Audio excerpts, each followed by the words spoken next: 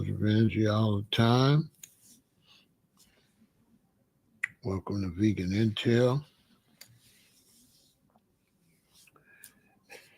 As I have some very horrible news, and the news is that 1 out of 3 teenagers in the United States have prediabetes. 1 out of 3 teenagers. It's unbelievable. We don't talk about it. Unbelievable.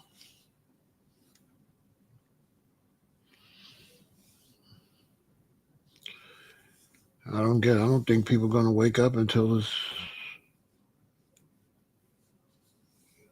extremely horrible.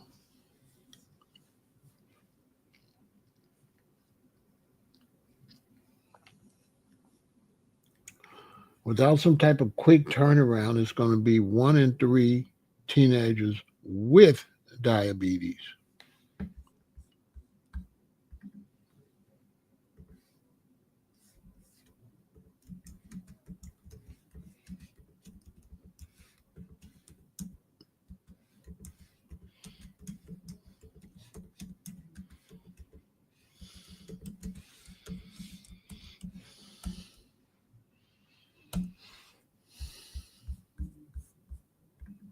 Unbelievable.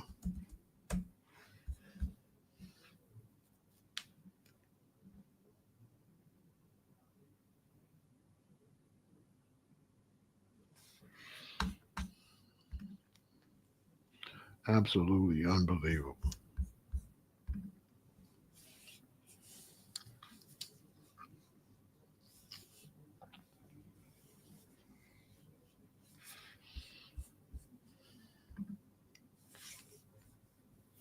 And 1 in 3 adults in the U.S. have prediabetes.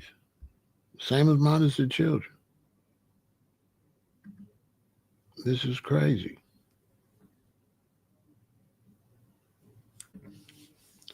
It's crazy. The children have prediabetes. 1 out of 3. So that's like 3 or 4 out of 10. Pretty soon it'll be 5 out of 10.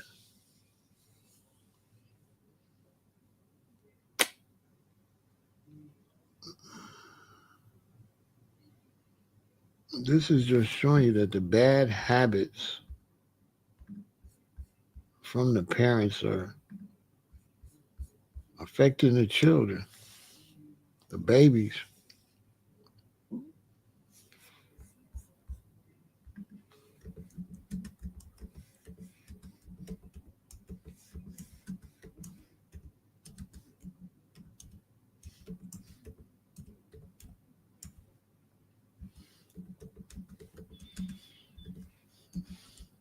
I might as well look that up too.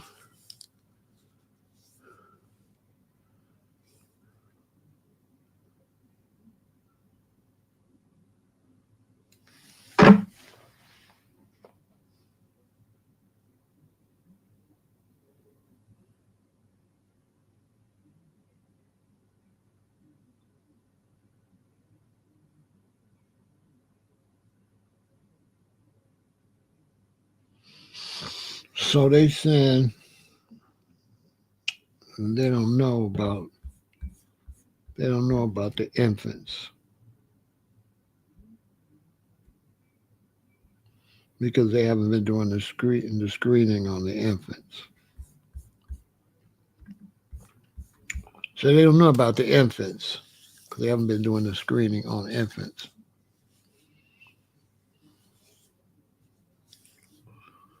But this is just ridiculous, though.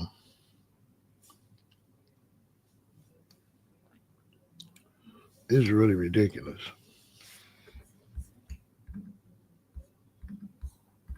Check it out.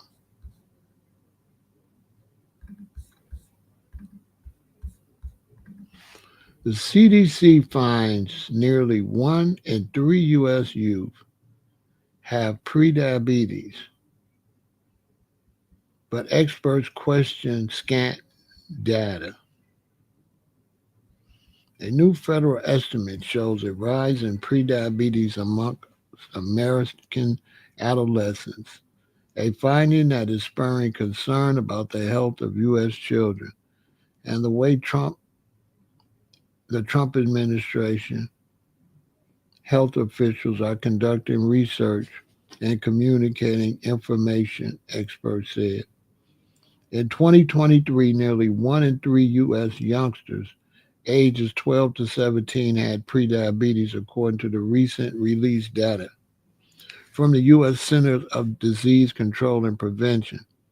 That is far higher than a previous estimate that the condition affects about 1 in 5 children. There's no question that prediabetes in the U.S. youth is a serious concern. The condition puts them at risk of developing type 2 diabetes plus heart disease, stroke, and other metabolic problems. But scientists who study and treat diabetes noted that the CDC officials released only a 600-word online summary of their new findings, not the raw data, nor a peer reviewed published paper described how they arrived at the new figure. The agency also changed the methodology used to calculate the higher estimate without a detailed explanation.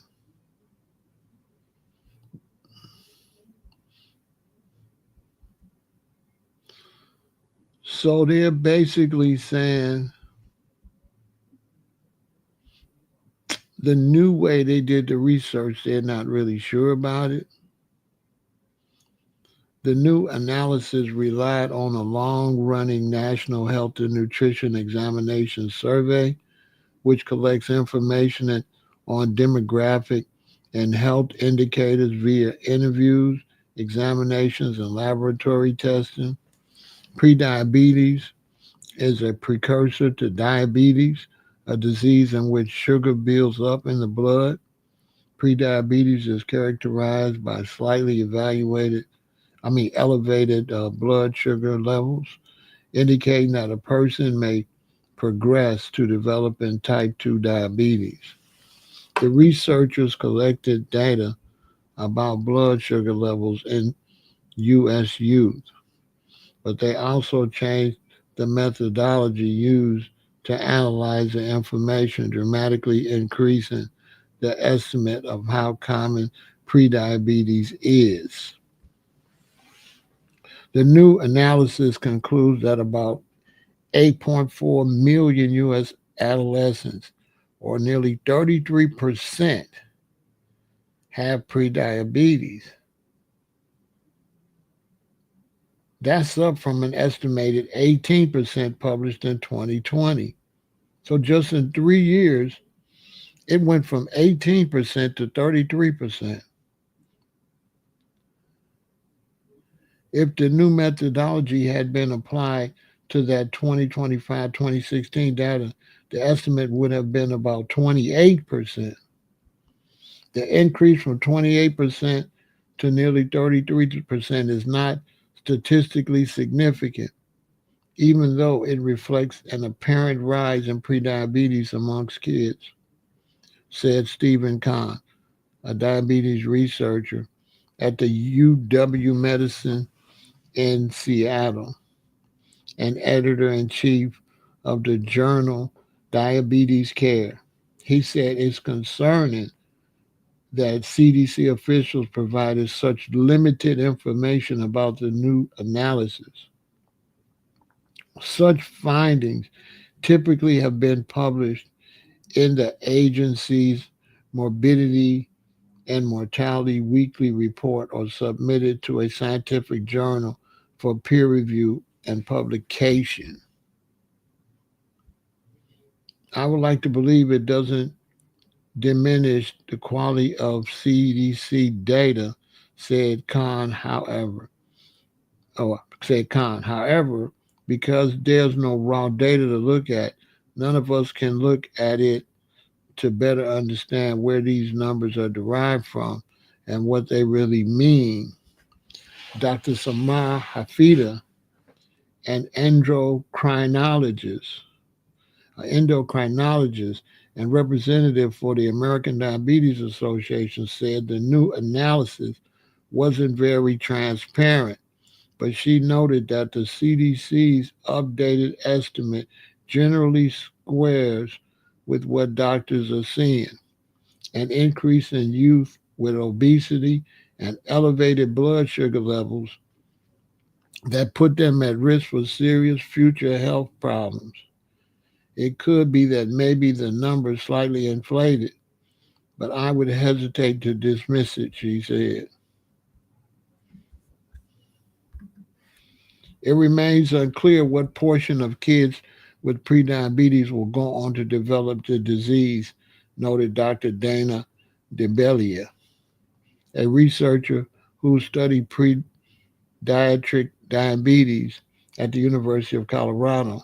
Blood sugar levels can rise in response to developmental changes during puberty and then resolve later, she said.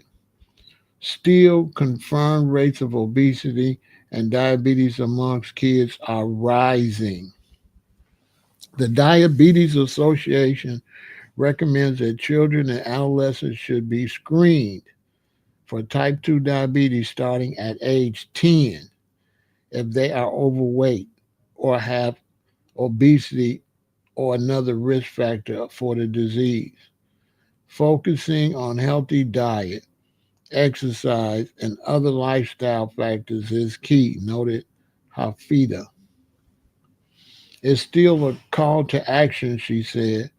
There will likely be a surge in early onset type 2 diabetes that we are not prepared to deal with.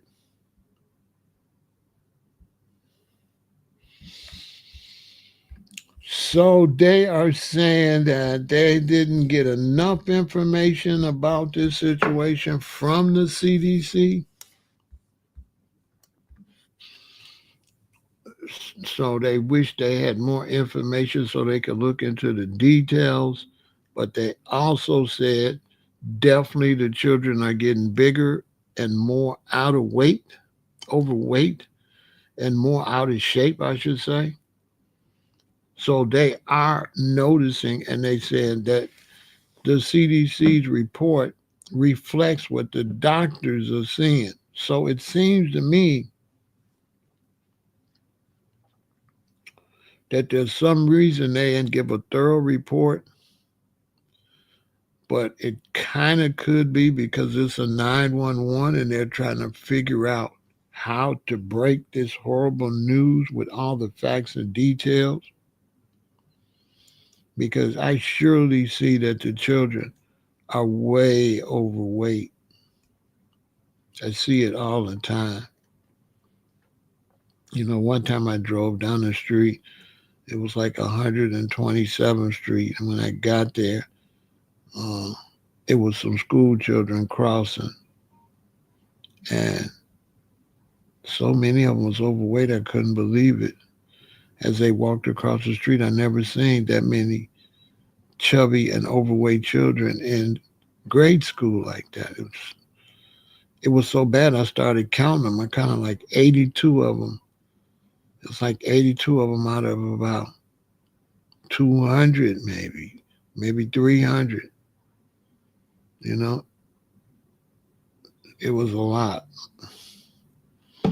And it was devastating to see it. It stood out. I'm just sitting at and the crossing guard lady came and she stopped the traffic and the children started walking by and I'm kind of not looking. You can't help but to see them cross the street because you're sitting there. I'm the first car. I started seeing a chunky boy and another chunky boy and a chunky girl. Then I started focusing in and I started counting. I said, dang, why are so many of these children overweight? And I think if I recall, it was like 82. It was a crazy number. It was a high, crazy number out of a lot of children, but it was still like a third of them. It was it was kind of unbelievable that nobody don't see that at the school and the parents don't see that, you know. But the parents is overweight too. So this is just absolutely horrible. I just wanted to report it. Pharaoh, my 12-year-old brother was diagnosed with autism. Now he's taking prescription medication while eating a horrible, sugary, fatty diet. I begged my mother to include more fruits and veg. What would you suggest to do? It's really nothing you could do. Your mother's in control. You know what I'm saying? There's nothing you could do because your mother's in control and you can't do nothing. You can try to talk to her and try to give her advice. You could try to search it, you know. You can kind of like go on Google and search, you know, best foods to eat when you have autism, best fruits and vegetables to eat when you have autism. But, you know, mommy the one got to make the decision, you know what I'm saying?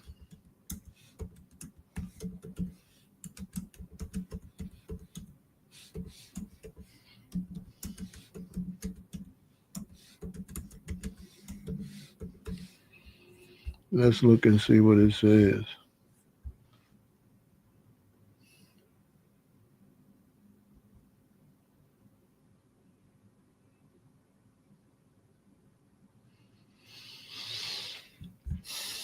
There's really nothing you could do if she's in control, and she might not really, when the average people, they don't really believe in plant based like that. Best fruits and vegetables for autism, supporting overall health and well being. Individuals with autism spectrum disorder may experience unique dietary needs and preferences, often including sensory sensitive or gastrointestinal issues. While there is no single autism diet that universally applies to everyone on the spectrum, focusing on a valid intake of nutrient rich fruits and vegetables can be highly beneficial for overall health and potentially alleviate some challenges associated with ASD.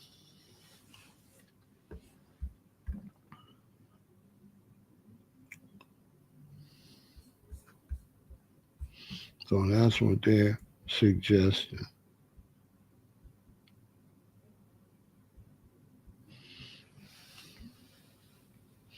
But, you know, they're a little bit slow on, these types of studies and looking into these types of situations. They're a little bit slow when it comes to this type of stuff. We still ain't got there yet.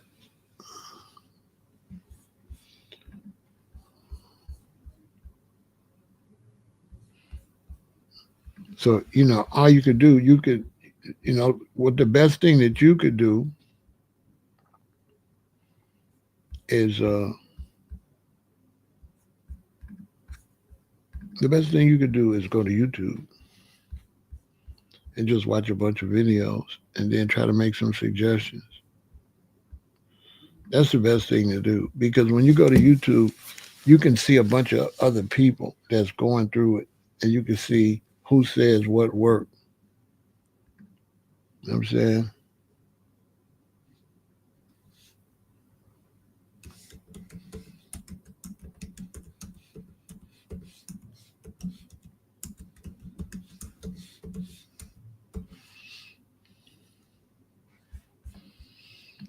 So that's usually the best place to go because, all you gotta do is just keep putting different words in there for the search.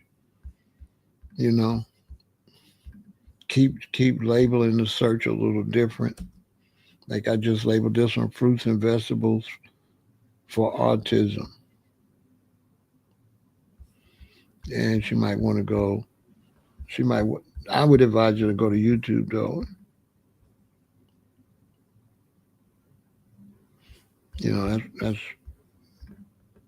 That's what I would suggest because you know instead of just like one person, she could scroll and get a lot of different advice. See this one, autism and food, eating organic, and autism.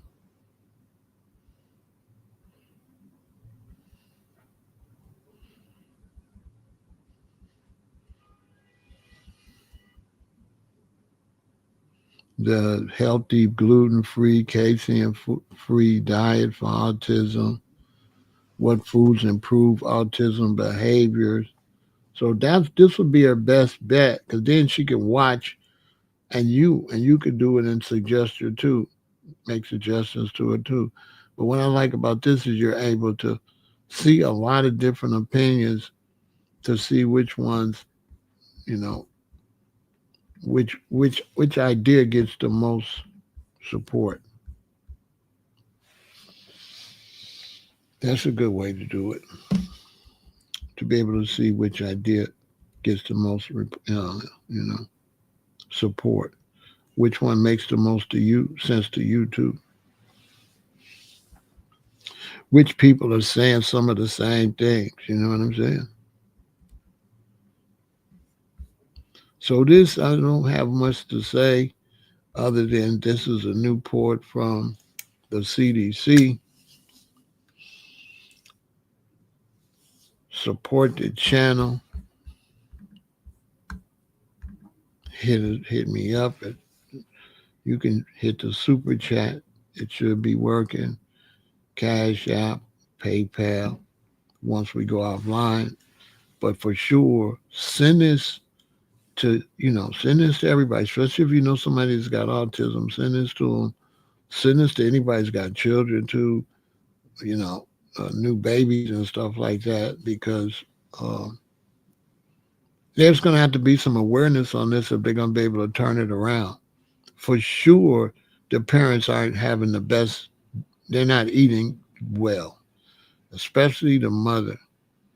If the mother's not careful what she eats, it could definitely cause some problems with the babies.